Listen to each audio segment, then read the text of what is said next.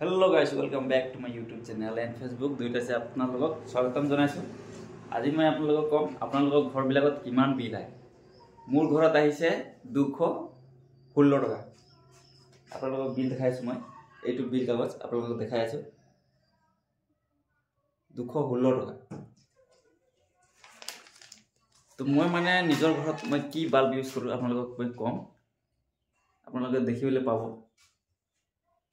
এই দেখিছে মই বগা বাল্ব ইউজ কৰি আছো ফ্লেক্সিবল বাল্ব। তো আগত মানে মই ৰঙা বাল্ব ইউজ কৰি আছিলো। এই ৰঙা বাল্ব ইউজ কৰাৰ বাবদ মই 700 750 পৰ্যন্ত মই বিল দিবলগীয়া হৈছিল। মোৰ এতিয়া আহিছে মোৰ 216 টকা। তো মোক মানে এটা কাৰেন্ট বিভাগৰ মানুহে মোক কৈছিলে যে এনেকা বাল্ব ইউজ কৰিব লাগে টোটালি ঘৰত, তেতিয়া আপোনাৰ বিল বহুত ৰেহাই হ'ব বুলি কৈছিলে।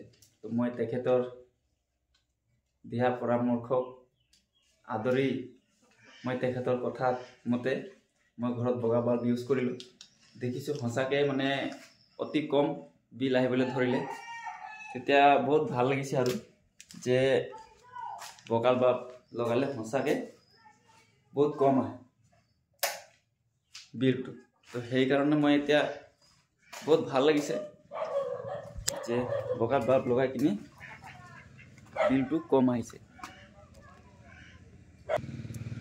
আৰু আপোনালোকৰ ঘৰবিলাকত কিমান বিল আহে আপোনালোকে জনাব, কমেণ্ট বক্সত জনাই দিব।